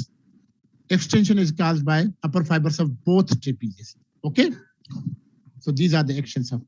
Another muscle is the levator scapulae, which arises from the transverse processes of upper cervical vertebrae. You can see here. Detail में नहीं जाए, आपको सिर्फ idea होना चाहिए कहां से आ रहे हैं, कहां जा रहे हैं. अपर ट्रांसवर्स प्रोसेसेस, ये ट्रांसफर प्रोसेस जो एक्सटेंशन है, लेटरल ट्रांसफर प्रोसेस अपर सर्वाइकल वर्टिब्री के से ये ओरिजिन ले रहे हैं, ये and it is inserted over the medial border of the scapula posterior surface between. अब जो मीडियल बॉर्डर ऑफ स्केपुला के मैंने आपको 3 पार्ट्स बताए थे ना, अब वो काम के हैं, अब आप ध्यान में रखें. It is inserted on the dorsal aspect and the posterior aspect of the medial border of scapula between superior angle and root of the spine. ये superior angle और root of spine के बीच में जो medial border का part है, ये posterior surface पे, यहाँ पर ये insert होती है ये muscle. अब इस मसल को नाम क्या दें? क्योंकि ये ऊपर से ऐसे आ रही है, तो ये अगर कॉन्ट्रैक्ट करें तो क्या करेगी? ये स्केपुला को ऊपर लेके जाएगी. एलिवेशन ऑफ द स्केपुला, तो इसको नाम दिया गया levator scapulae. It elevates the scapula, so it is called as levator scapulae. Levator scapulae causes elevation of the scapula along with the upper fibers of trapezius. Okay, levator scapulae. फिर ये दो और muscles आ गई which are rhombus shapes. Rhombus shape. एक छोटी है minor, एक बड़ी है मेजर. प्लीज बेटा अपने माइक बंद कर दें, इतनी मैंने रिक्वेस्ट की आपको काइंडली. अपर एक दो हैं ये जो छोटी हैं, ये एक ऊपर है एक नीचे है. These are called the rhombus shape है, तो इनको rhomboids कहा गया. rhomboid, ये देखिए rhomboid. अब एक बड़ी है एक छोटी है, एक मेजर है एक माइनर है. ऊपर कौन सी चाहिए, नीचे कौन सी चाहिए? अब ये चीज जो बड़ा होता है वो सपोर्ट करता है, इसीलिए वो कहता है कि मैं नीचे रहता हूं, तुम ऊपर हो जाओ, मैं तुम्हें सपोर्ट करूंगा. तो छोटे वाला ऊपर होता है. तो rhomboids minor is upper, rhomboids major is lower. rhomboids minor जो है वो अटैच होती है स्पाइन ऑफ द C7 और T1. ये देखिए स्पाइन ऑफ द C7 और T1 से ये ओरिजिन लेके rhomboids minor, और it is inserted over the root of the spine. अब आगे ना जो तीन पार्ट्स हैं medial border of the scapula के, तीन पार्ट्स जो मैंने बताए थे, एक पार्ट सुपीरियर एंगल और रूट ऑफ स्पाइन के बीच में जहां पर लेवेटर स्केपुला अटैच होती है, दूसरा रूट ऑफ स्पाइन जहां पर ये rhomboids minor की इंसर्शन, और तीसरा रूट ऑफ स्पाइन और इंफीरियर एंगल के बीच में ये जो है जहां पर rhomboids major की इंसर्शन. तो rhomboids minor takes origin from the spines of C7 and T1, दो वर्टिब्रा की स्पाइन से, and inserted over root of the spine. rhomboids major, अब ये बड़ी है, ये कहेगी कि तुमने 2 से लिए, मैं 4 से लूंगी, तो T2 to T5, T2 to T5 से ये ओरिजिन लेगी स्पाइन से, and it is inserted over the medial border of the scapula between root of spine and inferior angle, root of the spine और इंफीरियर एंगल. ठीक है, तो this is the insertion of the rhomboids major. ये करेंगी क्या दोनों? क्योंकि ये हॉरिजॉन्टल है, just like the horizontal fibers, transverse fibers of middle fibers of trapezius. Levator scapulae है upper fibers like upper fibers of the trapezius. तो upper fibers of trapezius और levator scapulae का function same, elevation of the scapula. Rhomboids major और rhomboids minor, they are like the transverse fibers, middle fibers of the trapezius. Middle fibers of trapezius क्या करते हैं? वो scapula को midline की तरफ posterior लेके आते हैं, क्योंकि means के retraction of the scapula. तो फिर ये rhomboids major और minor ये भी क्या करेंगे? ये भी same action, just like the middle fibers of the trapezius, they are the retractors of the scapula, causing retraction of the scapula. ठीक है. पांचवी जो बड़ी मसल्स है, this is called as the latissimus dorsi. This latissimus dorsi arises from the thoracic spines, lower 6 thoracic spines, T7 से T12 तक. Lumbar spine से भी इंसर्शन लेगी, पर इनडायरेक्टली, डायरेक्टली नहीं, थ्रू सम फेशिया. उसको याद करें, थोरैकोलम्बर एपोनेुरोसिस, थोरैकोलम्बर फेशिया उसको कहते हैं, याद करें ना करें इट्स ओके. थोरैसिक स्पाइन से लेंगे, sorry, then directly thoracic spine से, इनडायरेक्टली लंबर स्पाइन से, लोअर डाउन.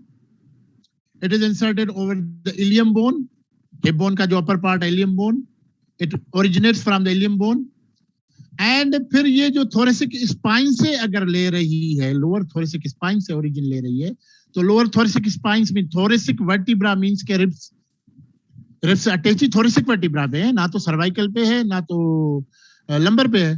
तो मींस के रिब्स, तो ये लोअर 4 रिब्स से भी ओरिजिन लेगी, ये वाली latissimus dorsi originates from the lower 6 thoracic spine directly, indirectly lumbar spines through thoracolumbar aponeurosis or fascia, from the iliac crest, from the lower 4 ribs. ये सारी की सारी origin, wider origin, and then it has also origin from the inferior angle of the scapula. यहाँ से inferior angle of the scapula, directly from the lower 6 thoracic spines, indirectly lumbar spines, iliac crest, lower 4 ribs, inferior angle of the scapula. Now it goes laterally. अब ये देखिए इसका upper margin और ये इसका lower margin, ठीक है, ये upper margin और ये lower margin. When it reaches laterally at the axilla पे जब ये पहुंचती है तो twist हो जाती है, ये घूम जाती है तो क्या होता है कि इसका upper lower हो जाएगा, lower upper हो जाएगा, घूम जाएगी. यहाँ पर दिखाया नहीं गया है, कहीं और फिगर होगी तो मैं आपको दिखाऊंगा. ट्विस्ट हो जाती है. क्यों ट्विस्ट हो जाती है, क्यों घूम जाती है? आप देखें ये सिंपल सीधी सी शीट हो तो थिन होगी, अगर ट्विस्ट हो जाएगी तो ये डबल हो जाएगी, इसकी थिकनेस बढ़ जाएगी. तो it forms a fold layer on the posterior aspect of the axilla, so it is called as posterior axillary fold. So you might be asked somewhere how the posterior axillary fold is formed. You can say that posterior axillary fold is formed by the latissimus dorsi. Okay, यहाँ पर then it is inserted over the humerus, anterior aspect of the upper part of the humerus. Upper part of the humerus के anterior aspect पे ये जाके insert हो जाएगी. अब इसके एक्शन क्या है आप देखें, यहां से लेके ये यहां तक जा रही है. ये क्या करेगी, ह्यूमरस यहाँ पर है, ये कॉन्टेक्ट करेगी तो ह्यूमरस को लेके आएगी इस तरफ, कहाँ, मिडलाइन की तरफ. ह्यूमरस मिडलाइन में आया मींस कि आर्म मिडलाइन की तरफ आएगी. This is called as adduction. अब मैं एक और आपको चीज बताता हूं. आपके एंटीरियर पे ऐसी ही एक मसल है which is also inserted over the anterior part of the upper end of the humerus, pectoralis major. जो मैंने आपको बताया था हाँ उसमें कि ये pectoralis major attach anterior part of the upper end of the humerus, anteriorly pectoralis major, posteriorly latissimus dorsi. ये दोनों क्या करेंगी, दोनों ह्यूमरस को, आर्म को मिडलाइन की तरफ लेके आएंगे. एडक्शन ऑफ द आर्म, एक फंक्शन ये दोनों का, पेक्टोरस मेजर का भी, लेटिसिमस डॉर्सी का भी. फिर because these both muscles they are attached to the anterior aspect of the upper end of the humerus. बेटा प्लीज माइक बंद कर दें, बार बार मैं रिक्वेस्ट कर रहा हूं. Whatever the muscles attached to the anterior end of the upper end of the humerus, they all are the medial rotators. तो ये पेक्टोरस मेजर भी वहीं पर अटैच है, लेटिसिमस डॉर्सी भी वहीं पर अटैच है. एक तो इन्होंने दोनों ने एडक्शन कराया, पेक्टोरस मेजर पेक्टोरल रीजन की मसल से, मगर मैं आपको आइडिया देता हूं ताकि आपको समझ में. दोनों ने एडक्शन कराया, दोनों क्योंकि अपर एंड ऑफ ह्यूमरस के एंटीरियर पे अटैच है, बोथ आर मीडियल रोटेटर्स, दोनों ने मीडियल रोटेशन कराई. अब इससे ज्यादा अगर इन्होंने कॉन्टेक्ट किया तो जो एंटीरियर पे पेक्टोरस मेजर है तो वो आर्म को आगे लेके आएगी. This is the flexion of the arm. अगर पोस्टीरियर पे है लेटिसिमस डॉर्सी,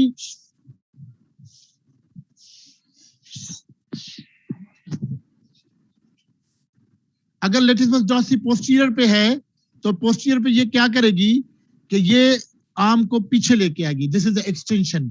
अब आप देखिए दोनों को कंपेयर करें, पेक्टोरस मेजर और लेटिसिमस डॉर्सी को. Latissimus dorsi adductor, pectoralis major adductor, latissimus dorsi adductor. Pectoralis major medial rotators, latissimus dorsi medial rotator. Pectoralis major आगे प्रेजेंट है, आर्म को आगे लेके आएगी तो फ्लेक्शन कराएगी आर्म की, और लेटिसिमस डॉर्सी पीछे है, आर्म को पीछे लेके आएगी तो एक्सटेंशन. ये डिफरेंस है. दूसरी चीज ये कॉमन दोनों में है, ये है primary action towards the insertion. मैंने कहा ना इंसर्शन पे. दूसरी चीज ये कि इनका secondary action towards the origin, क्योंकि ये ट्रंक पे अटैच है, एक्सियल स्केलेटन पे अटैच है. तो जब हम इसकी इंसर्शन फिक्स करेंगे, क्या आर्म फिक्स करेंगे, कैसे, हम किसी चीज को ऊपर पकड़ते हैं, हम किसी दरख्त को पकड़ते हैं, ट्री को, या कहीं पर दीवार को पकड़ते हैं और ऊपर चढ़ने की कोशिश करते हैं. तो आपने जब पकड़ा तो आपकी आर्म फिक्स हो गई, मींस के इन दोनों मसल्स की इंसर्शन फिक्स हो गई. अब इनकी ओरिजिन मूव करेगी, क्या, कि दोनों की ओरिजिन ट्रंक से है, एक्सल स्केलेटन, तो दोनों क्या करेंगे, ट्रंक को ऊपर उठाएंगी। ऊपर उठाएंगी तो आप ऊपर चढ़ेंगे, आपका ट्रंक ऊपर खींचेगा, ठीक है। तो they are the climbing muscle, both pectoralis major and latissimus dorsi, they both are climbing muscles, ठीक है। एक और स्पेशल एक्शन ये है कि this latissimus dorsi is attached to the ribs, lower ribs. तो जब ये प्रेशराइज करेगी यहां पर, actually it presses the ribs, तो ये क्या करेगी कि it actually helps in forceful expiration, forceful expiration, जैसे स्नीजिंग है, कफिंग है, ये लेटिस डॉर्सी उस पे भी हेल्प करती है, ठीक है। आप यहां पर देखें, ये इनके एक्शन है, ये इसको एडक्शन कराएगी, ये पेक्टोरस मेजर, ये देखें आगे पेक्टोरस मेजर, पीछे लेटिस डॉर्सी, एडक्शन कराएंगी, मीडियल रोटेशन भी कराएंगी, दोनों एक्शन सेम, मगर क्योंकि पेक्टोरस मेजर आगे है तो वो फ्लेक्शन कराएगी, लेटिस डॉर्सी पीछे है तो वो एक्सटेंशन करवाएगी, ठीक है। ये खत्म हो गया। अच्छा, नर्व्स कौन सी है यहाँ पर स्कैपुलर रीजन में? स्कैपुलर रीजन में वी हैव, एक वो नर्व है जो runs on the dorsal aspect of the medial border of the scapula, इसीलिए इसको कहते हैं डॉर्सल स्कैपुलर नर्व।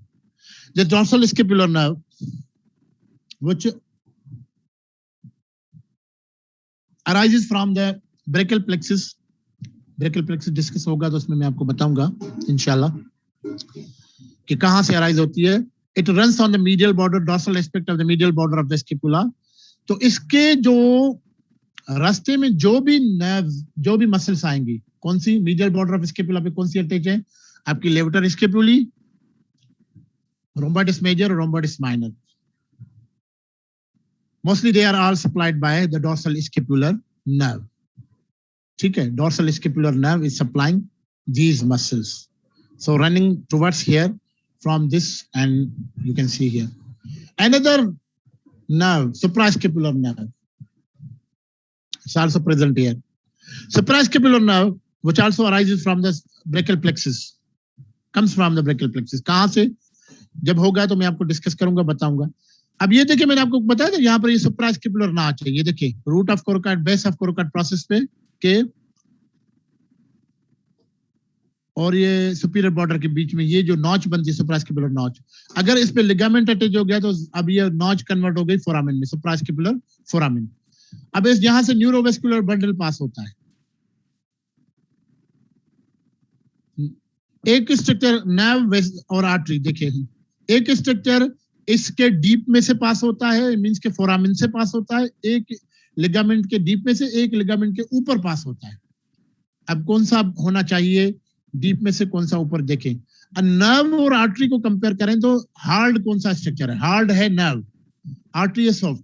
तो जो हार्ड है वो प्रेशर सस्टेन कर लेगी, इसलिए nerve has to pass deep to this ligament, means through this foramen, suprascapular foramen, और आर्टरी जो है इसके सुपरफिशियल पास करे ताकि इसके ऊपर कोई स्ट्रक्चर ना हो जो इसको कंप्रेस करे, नहीं तो ब्लड सप्लाई लॉस हो जाएगी। So they are passing from here suprascapular artery and suprascapular nerve, then they are passing through infrascapular और स्पाइनोगिलिडॉइड नॉच। ये पहले इससे पास होती है सुप्रास्कैपुलर नॉच से। They are lying over here, they are lying over here in the supraspinous fossa. Then it passes through, then they both are passing through the spinoglenoid notch and they come to lie in the infraspinous fossa. तो ये supraescapular nerve जो है पहले supraescapular fossa में है, तो जो यहाँ पर मसल है supraspinous fossa में, supraspinous fossa में है, तो यहाँ पर supraspinous मसल होती है जो उसको सप्लाई करेगी। उसके बाद ये इसके थ्रू पास होके इंफ्रास्पाइनस फोसा में आएगी, यहाँ पर मसल है इंफ्रास्पाइनेटस मसल, ये इसको सप्लाई करेगी,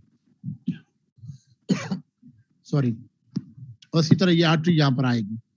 These are the nerves, they are present here. You can see here we have the dorsal scapular nerve supplying the levator scapulae, rhomboides minor, rhomboides major, and then the spinal part of the accessory nerve. This is lying here. Accessory nerve is actually the cranial nerve, 11th cranial nerve. It has cranial part and a spinal part. We're not concerned here with this cranial part, but the spinal part, it lies here It is actually supplying the trapezius muscle. Trapezius muscle is supplied by spinal part of the accessory nerve. One of the nape muscle, sternocleidomastoid, you are not concerned with that. Don't be confused with that. आप इसमें परेशान नहीं. Also supplied by spinal part of the accessory nerve. It is supplying here to the trapezius muscle. ठीक है. And then you can see this suprascapular nerve and suprascapular artery. They pass through the suprascapular notch. Then the infrascapular or spinogliatal notch. और ये देखिए यहाँ पर. ठीक है. इसी तरह से यहाँ पर आप देखेंगे ये डॉर्सल स्केपुलर नर्व आपकी है. ये जो है ये सप्लाई कर रही है लेवेटर स्केपुली को, रोम्बोइडिस माइनर को, रोम्बोइडिस मेजर को. ये सुप्रास्केपुलर नर्व और सुप्रास्केपुलर आर्टरी यहाँ से ये पास हो रही है. These are also present here in this. ठीक है. ये देखें ये ब्रेकियल प्लेक्सिस आ रही है, suprascapular nerve deep to the suprascapular ligament pass हो रही है फोरामेन से, और artery superficial to the suprascapular ligament. ठीक है. Then they come to lie here in there. अच्छा, दूसरा ये कि यहाँ पर स्पेसेस बनती हैं छोटी छोटी. ये जब नेक्स्ट में मैं मसल्स आपको बाकी जो डिस्कस करेंगे स्केपुलर रीजन की, हमने 5 कर दी है. 2 पेक्टोरल रीजन की ऑलरेडी हो चुकी हैं, 7 हो चुकी हैं, 10 मसल्स हैं. 10 में से एक नेक में जाती है हाइड बोन की तरफ. बाकी 9 मसल्स जो हम बाद में डिस्कस करेंगे तो उनमें ये एक्सिला में स्पेसेस बनती हैं. These are spaces of actually scapular region. इसलिए इनको एक्सिला में भी इंक्लूड करते हैं क्योंकि axilla is close to the scapular region. तो एक्सिलरी रीजन में भी एक जो स्पेस है वो ये क्वाड्रेंगुलर शेप है, इसलिए इसको क्वाड्रेंगुलर कहते हैं. 2 जो हैं वो ट्रायंगुलर है. अब इसको रिलेट करें तो एक ऊपर है तो अपर ट्रायंगुलर है, एक नीचे है तो लोअर ट्रायंगुलर है. अब ये कैसे बनती हैं, कौन सी मसल्स बनाती हैं? ये मसल्स जो है ये शॉर्ट मसल्स हैं. ये हम जब डिस्कस करेंगे नेक्स्ट क्लास में इंशाल्लाह, मसल्स ऑफ द बैक, मैं उसमें डिस्कस करूंगा. मैं आपको समझाऊंगा कि ये स्पेसेस कैसे बनती हैं इंशाल्लाह. ठीक है. ये देखिए यहाँ पर किस तरह से ये स्पेसेस बनती हैं, वी विल डिस्कस. अच्छा, ये कुछ क्लिनिकल एस्पेक्ट्स हैं जो मैं इसको आपको बता रहा हूं.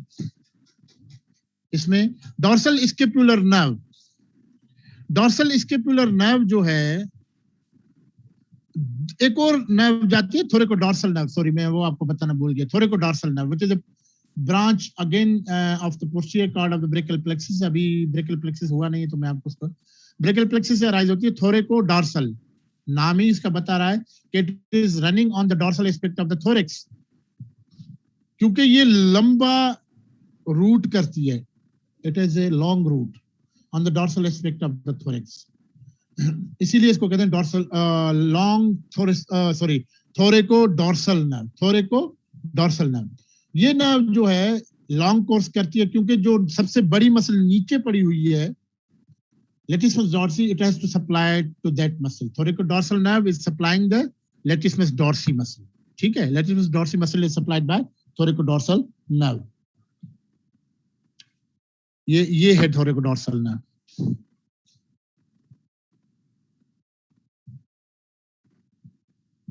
Inferior part of axilla में जो है सर्जरी अगर हो जाए तो चांसेस हैं कि थोरेकोडॉर्सल नर्व डैमेज हो जाए. अगर थोरेकोडॉर्सल नर्व डैमेज हो जाए तो लेटिसिमस डॉर्सी मसल आपकी जो है वो इंजर हो जाएगी, मतलब उसकी वीकनेस हो जाएगी और या पैरालिसिस हो जाएगी. जब भी कोई नर्व सप्लाई लॉस होती है तो मसल पैरालाइज हो जाती है. मसल को अगर नर्व सप्लाई लॉस हो जाए तो पैरालाइज हो जाती है. मसल को अगर ब्लड सप्लाई लॉस हो जाए तो एट्रोफी हो जाती है. ट्रॉफ मींस स्ट्रक्चर, उसका स्ट्रक्चर जो एबनॉर्मल हो जाता है, एट्रोफी हो जाती है. ठीक है. तो यहाँ पर नर्व की बात कर रहे हैं हम, तो नर्व सप्लाई अगर लॉस हो गई तो पैरालिसिस हो गई. तो क्या हो गया कि वो जो है हम क्लाइंबिंग में हमें बड़ा प्रॉब्लम हो जाएगा. हम ऊपर खींच नहीं सकेंगे ट्रंक को, क्योंकि ट्रंक को खींचनी है दोनों. मैंने आपको बताया था ना, इसीलिए बताया था कि आपको समझ में आ जाए. आगे से पेक्टोरस मेजर प्रेशर डालती है, पीछे से लेटिसिमस डॉर्सी. कोई एक मसल वो बड़ी वीक होती है, वो इतना प्रेशर नहीं कर सकती सस्टेन. दोनों मसल जब एक टाइम पे, आगे से पेक्टोरस मेजर, पीछे से लेटिसिमस डॉर्सी, दोनों एट अ टाइम जब एक्ट करती हैं तो दोनों ट्रंक को उठाती हैं. वो पीछे से प्रेशर डालती है, फोर्स डालती है लेटिसिमस डॉर्सी, और पेक्टोरस मेजर जो है आगे से फोर्स डालती है. ठीक है, तो ये जो क्लाइंबिंग में ये प्रॉब्लम हो जाएगा because of the paralysis of the latest dorsal muscle. ठीक है, यहाँ पर आप देख सकते हैं ये कि ये spinal part of the accessory nerve जो सप्लाई करती है आपको जो है ट्रेपेजियस को, ये डॉर्सल स्कैपुलर नर्व है जो सप्लाई करती है लेवेटर स्कैपुली, रोम्बोइडिस माइनर और रोम्बोइडिस मेजर को। ठीक है, another is component of the scapular region is the arteries. Arteries they are lying around the scapula. In the scapular region they are lying around the scapula.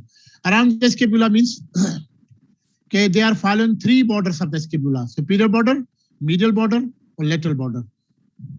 अच्छा, superior border में को जो follow करती है artery, this is called a suprascapular artery. It arises from the subclavian artery. Subclavian artery का एक part है thyrocervical trunk, but don't go in detail of that. आप सिर्फ ये कहें कि सबक्लेवियन आपको याद इसलिए करनी है कि subclavian it is lying below the clavicle, it is lying below the clavicle and this subclavian continue as axillary artery जो हम पढ़ेंगे, जो इनिशियल आर्टरी है इस रीजन की।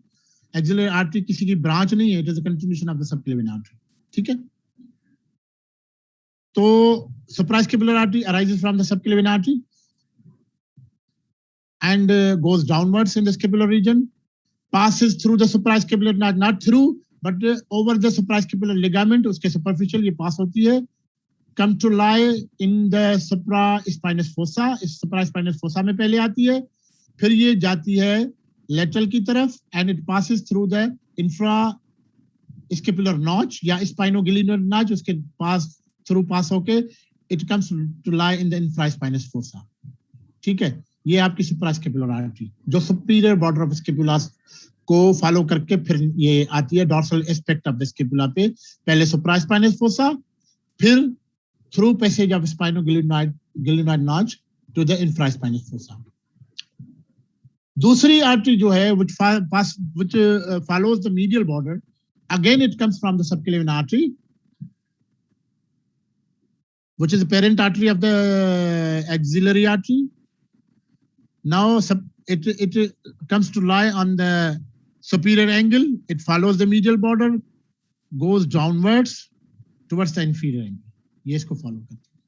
ठीक है, तीसरी आर्टरी जो है वो जो follows the lateral border, superior border में आ गई suprascapular artery और medial border में आपकी आ गई ये आर्टरी जो एक्चुअली, अब इस आर्टरी को हम नाम क्या देंगे, क्योंकि ये ट्रांसवर्सली रन करती है, ये उस आर्टरी से अराइज होती है जो सर्वाइकल रीजन में नेक में ट्रांसवर्सली रन करती है, ट्रांसवर्स रन करती है, इसलिए उसको कहते हैं ट्रांसवर्स सर्वाइकल आर्टरी। उस ट्रांसवर्स सर्वाइकल आर्टरी की ब्रांचेस होती हैं, एक सुपरफिशियल डीप ब्रांच, ये डीप ब्रांच है, deep branch of the transverse cervical artery. मगर क्योंकि मीडियल बॉर्डर ऑफ स्कैपुला पे डॉर्सल स्कैपुलर नर्व्स आती है जो लेवेटर स्कैपुली, रोम्बोइडिस माइनर, रोम्बोइडिस मेजर को सप्लाई करती है, तो ये उसी के साथ साथ रन करती है ये आर्टरी, ये देखिए इसी के साथ साथ रन करती है, इसीलिए इस आर्टरी को नाम दिया गया डॉर्सल स्कैपुलर आर्टरी। एक सुप्रास्कैपुलर आर्टरी जो सुपीरियर बॉर्डर ऑफ स्कैपुला को फॉलो करती है, एक dorsal scapular artery which is branch of again the subclavian artery which follows the medial border of the scapula accompanying the dorsal scapular nerve. Dorsal scapular nerve और dorsal scapular artery दोनों run करती हैं on close to the medial border of the scapula. ठीक है, up to the down to the inferior angle. Lateral border of scapula पे जो artery आती है, अब ये यहाँ पर आप क्योंकि laterally चले गए तो अब सबक्लेवियन आर्टरी तो यहाँ तक महदूद होगी ना, अब तो आप एक्सिला की तरफ आ गए laterally, तो एक्सिला में हमारे पास एक्सिलरी आर्टरी है, तो lateral border पे जो ब्रांच जो आर्टरी आएगी, it is a branch of the axillary artery. Axillary artery आपके साथ डिस्कस हो चुकी होगी कि axillary artery is continuation of the subclavian artery, then by the passage of by the crossing of pectoralis minor जब इसको cross करती है तो वो तीन पार्ट्स में डिवाइड हो जाती है, first part, second part, third part. First part जो है पेक्टोरस माइनर के प्रॉक्सिमल होता है, सेकंड पार्ट जिसके ऊपर से पेक्टोरस माइनर गुजरती है, थर्ड पार्ट जो उसके पेक्टोरस माइनर के डिस्टल।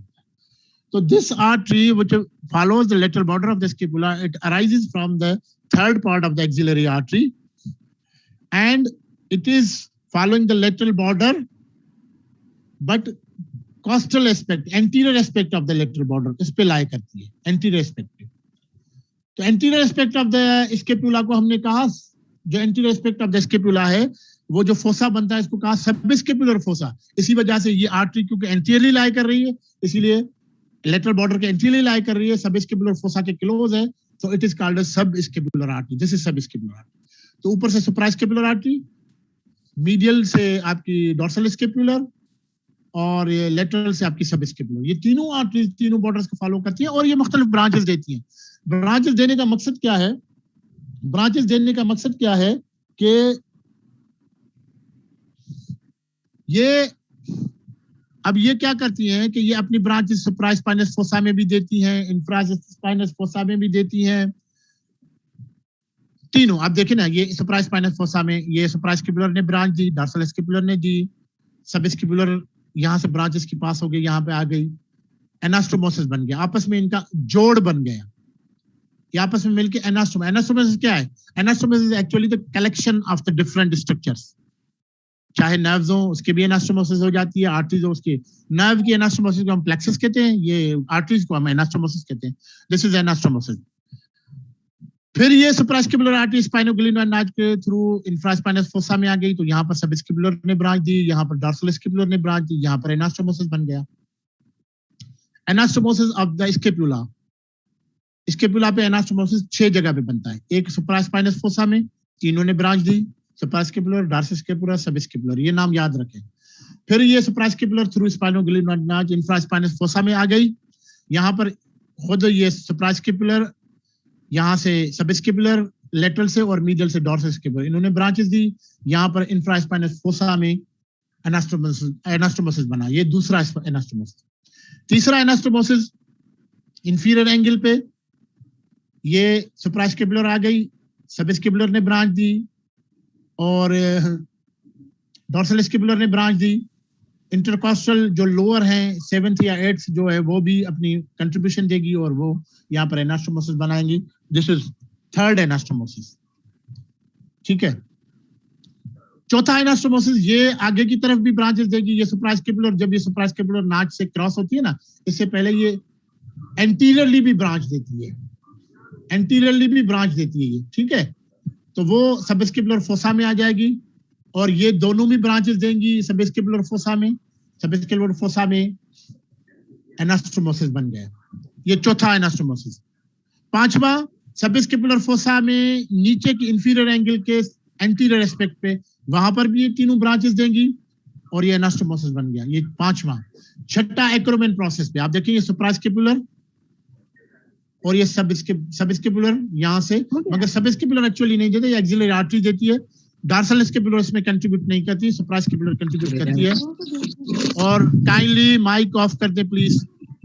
ये यहाँ पर देती है और इससे जो है आपको बताया गया होगा एक्सिलरी आर्टरी में से कि एक्रोमियल और deltoid branches of the second part of the axillary artery. मैंने बताया 3 पार्ट्स है एक्सिलरी आर्टरी के. फर्स्ट पार्ट उससे 1 ब्रांच निकलती है, सेकेंड पार्ट उससे 2 ब्रांचेस निकलती है, थर्ड पार्ट उससे 3 ब्रांचेस निकलती है. तो सेकेंड पार्ट जिससे 2 ब्रांचेस निकलती हैं, एक थोरेको एक्रोमियल आर्टरी, दूसरी लेटरल थोरेसिक आर्टरी. प्लीज यार माइक ऑफ कर दे.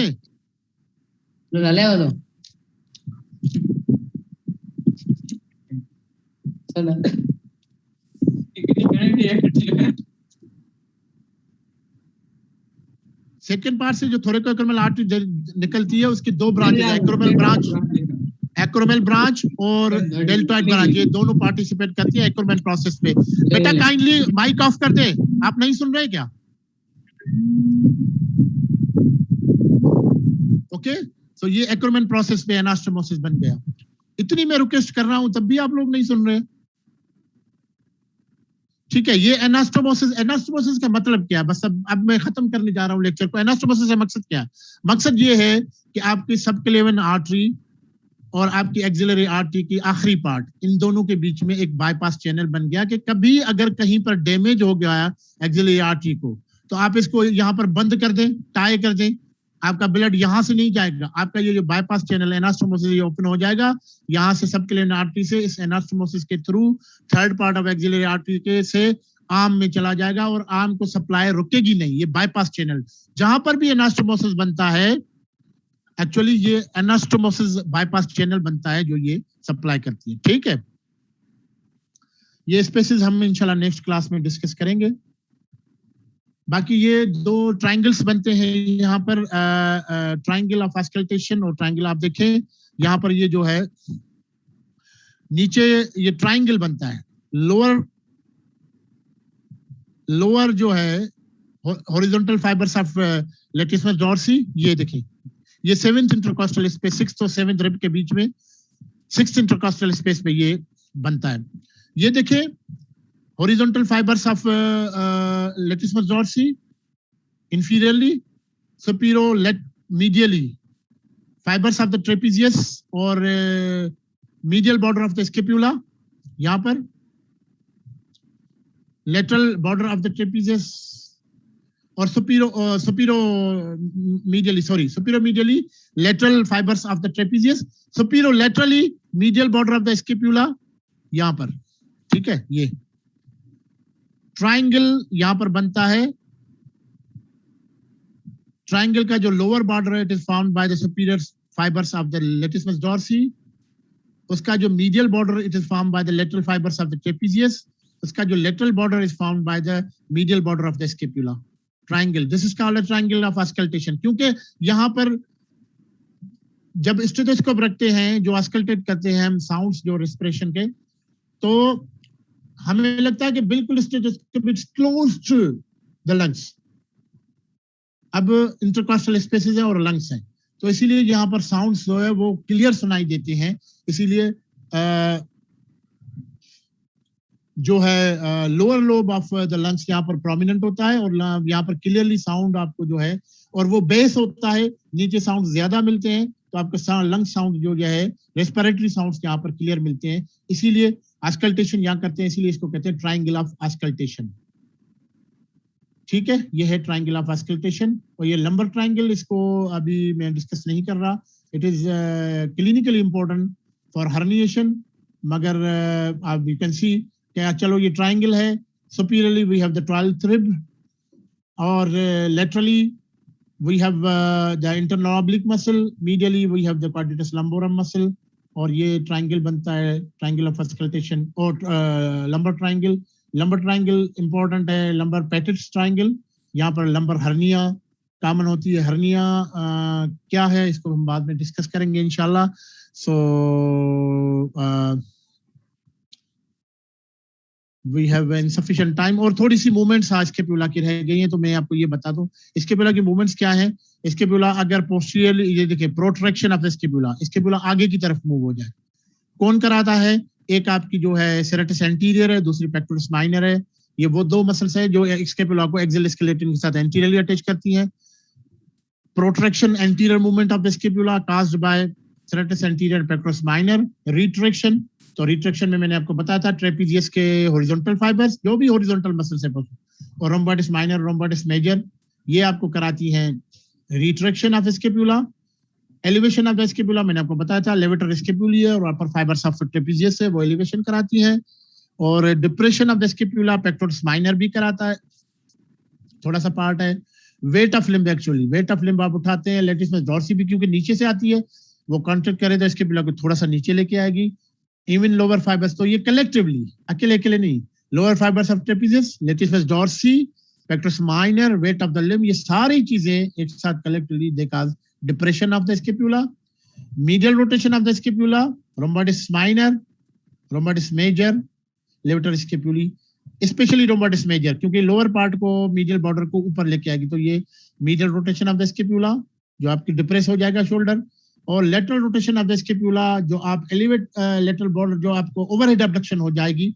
तो ओवरहेड एब्डक्शन में मैंने आपको बताया था कि lower fibers of the trapezius जो रूट ऑफ स्पाइन को इस तरफ नीचे लेके आएंगी, अपर फाइबर्स ऑफ ट्रेपेजियस जो ये एक्रोमन प्रोसेस और लेटरल एंड ऑफ क्लेविकल को इस तरफ ऊपर और मीडियली लेके आएंगे, और ये देखें एरोज भी बता रहे हैं, और lower digitations of the serratus anterior, lower 4 और 5 डिजिटेशन जो इंफीरियर एंगल पे अटैच होती है, सेरेटस एंटीरियर की 8 डिजिटेशन होती है, लोअर 4 5 इंफीरियर एंगल पे अटैच होती है, तो वो क्या करती है, वो कांटेक्ट करती है तो इंफीरियर एंगल को इस तरह से ऊपर लेके आती है।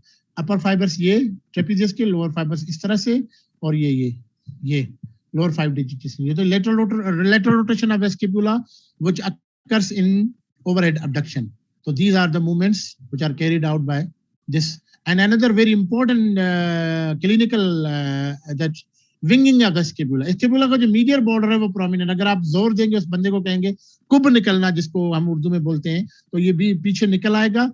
ये नॉर्मल है, नॉर्मल देखिए नहीं निकला हुआ, ये मीडियल बॉर्डर प्रोमिनेंट हो जाएगा, क्योंकि जो सेरेटस एंटीरियर आपकी मसल है एक्चुअली वो है तो प्रोट्रैक्टर भी है, लेटरल रोटेशन में भी एक्ट करती है, मगर उसका काम ये है कि मीडियल बॉर्डर ऑफ स्कैपुला को अटैच करती है रिब्स के साथ।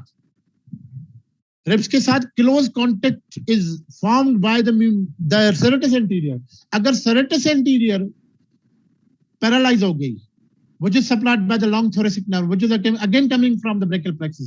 Long thoracic nerve को डैमेज हो गया, सेरेटस एंटीरियर पैरालाइज हो गई, तो जो medial border of the scapula जो क्लोजली रिलेटेड है रिब्स के साथ, वो बाहर निकल आएगा और प्रोमिनेंट हो जाएगा। This is called as the winging of the scapula. Winging of the scapula is caused by damage to the long thoracic nerve or paralysis of the serratus anterior muscle. Okay, thank you very much.